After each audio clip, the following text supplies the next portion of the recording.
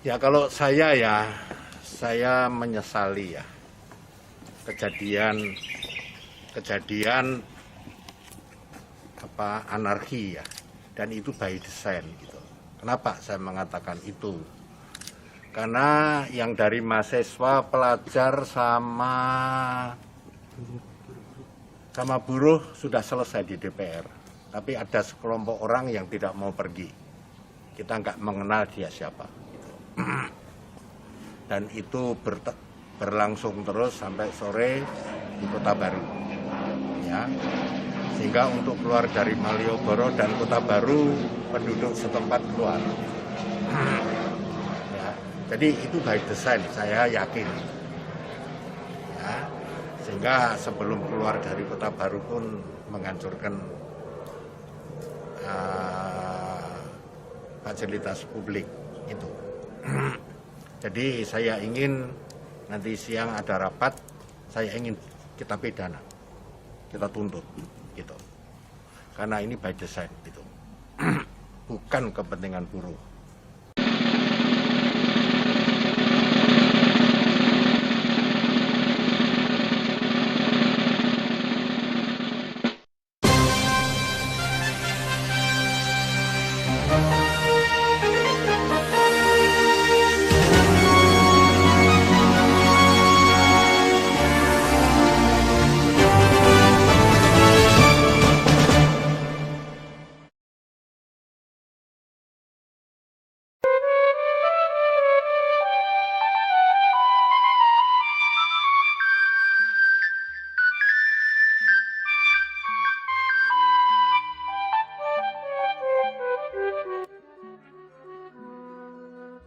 Saat ini kita berada di kendaraan, berada di Jalan Palagan, mau menuju ke Cafe Bambu Urip yang lokasinya berada di kaki Gunung Merapi, Jogja. Di Cafe Bambu Urip kita akan menemui seorang aktivis senior, mantan demonstran zaman Orde Baru, namanya Bapak Dodi Rudianto. Mau minta pendapatnya, pandangan beliau soal berita yang lagi rame disorot masyarakat soal peraturan Gubernur Daerah Istimewa Yogyakarta Bapak Sultan Hamengkubuwono terkait pengendalian penyampaian pendapat di muka. Revolusi! Revolusi! Revolusi! Revolusi! Revolusi! Revolusi! Revolusi!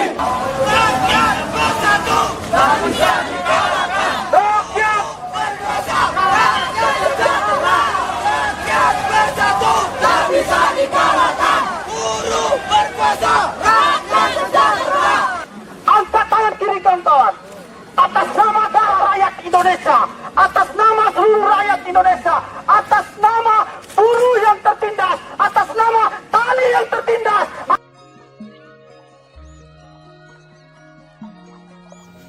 Assalamualaikum Pak, maaf Pak mengganggu.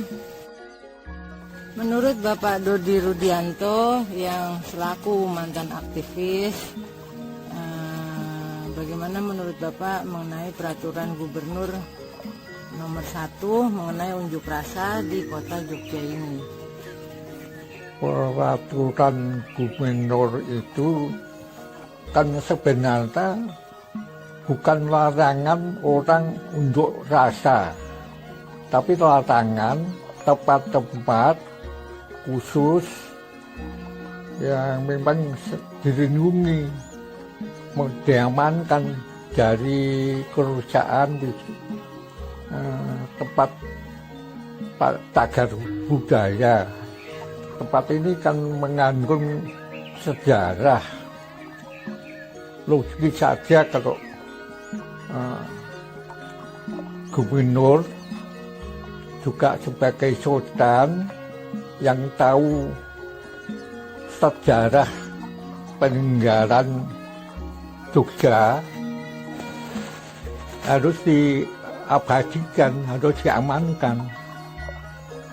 Jadi bukan melarang orang unjuk rasa, orang demo boleh aja, tapi tempat-tempat ini diatur, nggak boleh sembarang tempat yang tempat itu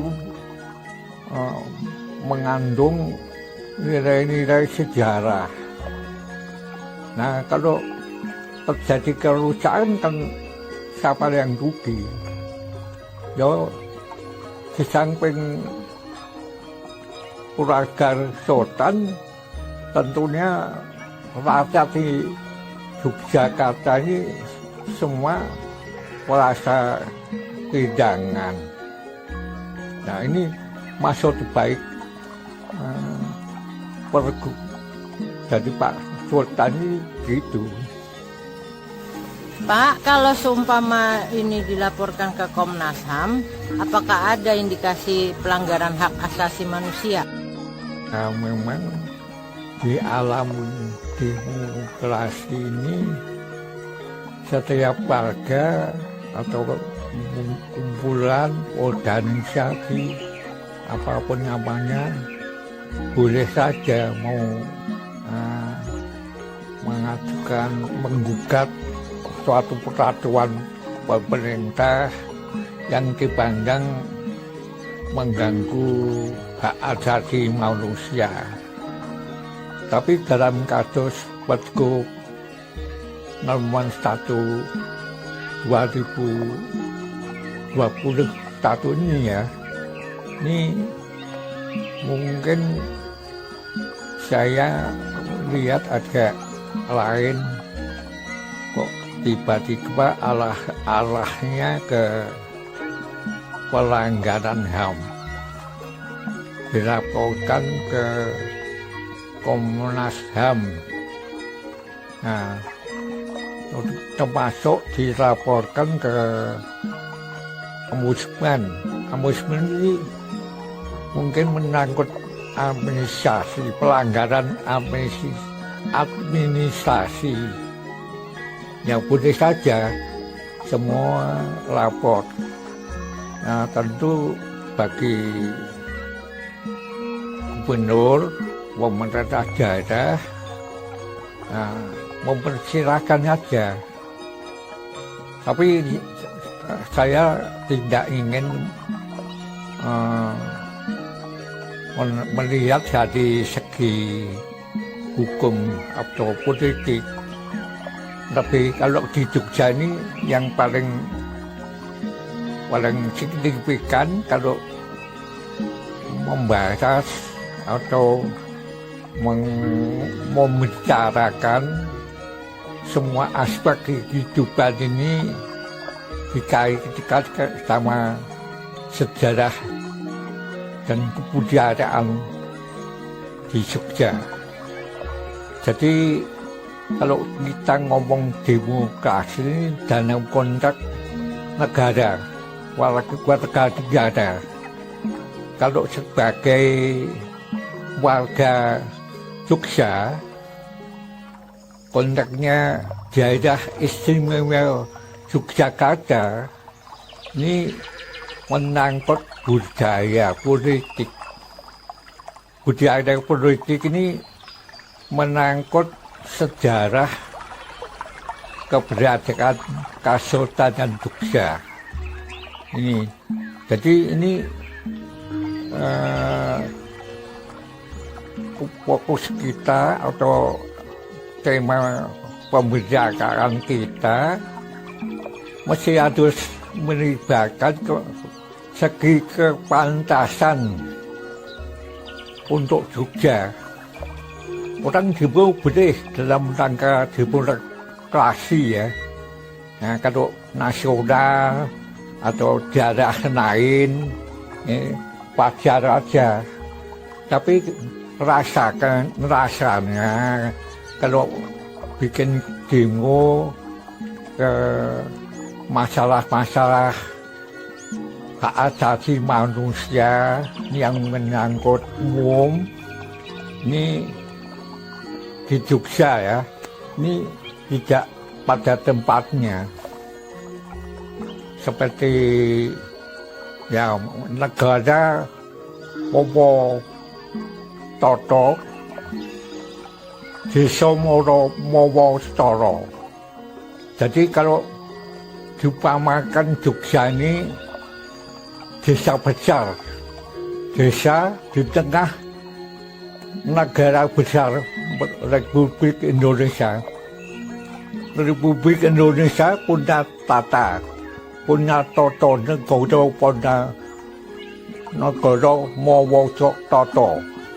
Nah, DIY Jogja ini ya desa besar mawa Soro. Soro ini menangkut adat istiadat. Ini kan berdirinya Republik Indonesia dulu, sejarahnya aslinya kan melibatkan keistimewaan kita, karena saja Jogja. Nah, makanya secara politik ini antara Jogja dan Republik Indonesia ini dalam sejarah lahirnya kontrak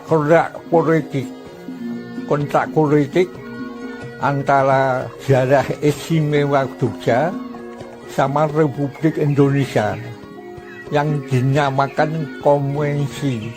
Konvensi ini yang berlaku.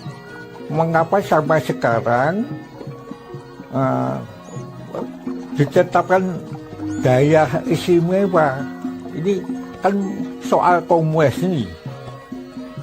Nih, kalau saya bayangkan ini, misalkan Eropa ya, Eropa ini semua negara ya, ada Inggris, negara kerajaan Inggris yang tidak punya undang-undang tertulis, nah, tapi dipatuhi oleh rakyatnya. Nah, ini semacam ini penumpamaan menua Eropanya Indonesia, Inggrisnya Jogja. Nah, antara Republik Indonesia sama Yogyakarta ini punya banyak perjanjian yang tidak tertulis. Nah, pemerintah dulu, khususnya zaman Bung Karno, sangat dihormati.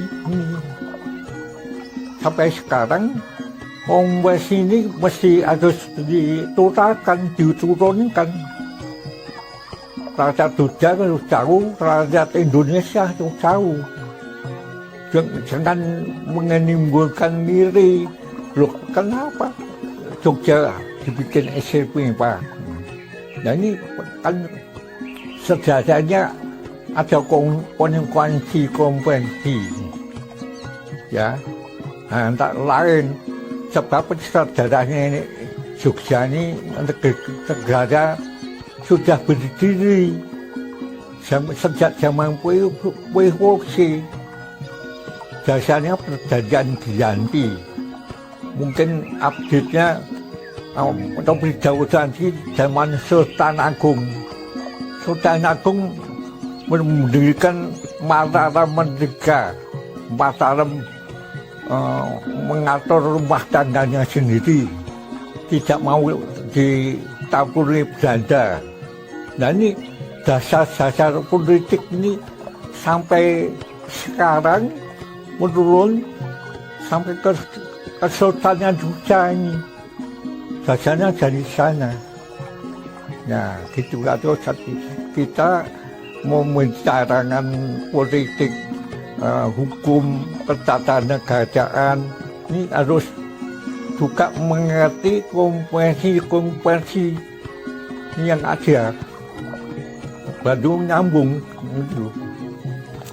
Inilah tadi wawancara kita atau bincang-bincang kita terhadap Bapak Dodi Rudianto selaku mantan aktivis senior, mantan demonstran zaman Orde Baru, dan juga mantan jurnalis dan peneliti sosial.